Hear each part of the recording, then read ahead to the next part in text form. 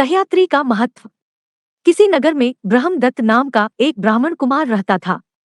एक दिन उसे किसी दूसरे गांव में जाने की आवश्यकता आ पड़ी।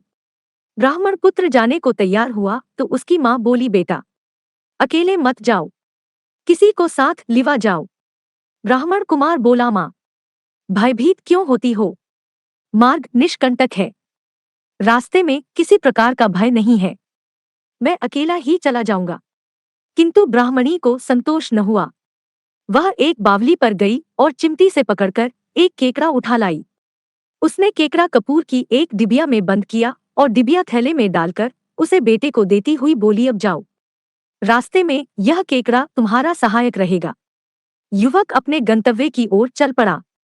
गर्मी का मौसम था, भीषण गर्मी पड़ रही थी। कुछ दूर चलने पर युवक पसीने पसीने होकर हांफने लगा। विश्राम करने के लिए वह एक छायादार वृक्ष की घनी छांव में जाकर बैठ गया। उसे कुछ आराम सा मिला तो उसे नींद आने लगी।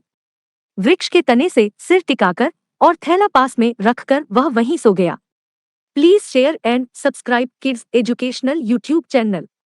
उस वृक्ष की जड़ के एक खोखल में एक काला सर्प रहता था। युवक के थैले से कपूर की गंध सूंघकर वह थैले की ओर बढ़ने लगा। सर्प को कपूर की गंध बहुत प्रिय लगती है, अतः उसने युवक को तो छेड़ा नहीं, सीधा थैले में जा घुसा और लगा कपूर की डिबिया को खोलने। ज्यों ही उसने डिबिया खोली कि केकड़ा बाहर निकल आया। उसने सर्प के गले में अपने सड़ांसी की तरह पैने दांत चुभा दिए और उसका रक्त चूसने लगा। सर्प ने बहुत सी पटखनियां लगाईं, किंतु केकड़े की पकड़ न छूटी।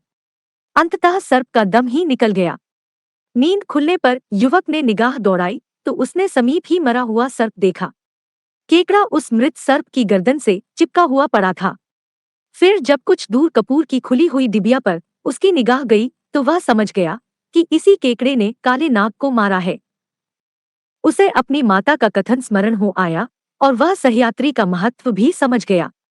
यह कथा सुनाने के बाद चक्रधारी ने सुवर्णसिद्ध से कहा, मित्र, इसलिए मैं कहता हूँ कि अकेले मत जाना, कोई साथ के लिए मिल जाए तो वह उत्तम रहेगा।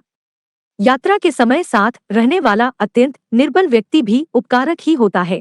चक्रधारी की उपर्युक्त बात सुनने के बाद सुवर्णसिद्ध को संतोष हो गया और वह चक्रधारी से आज्ञा लेकर वापस लौट पड़ा।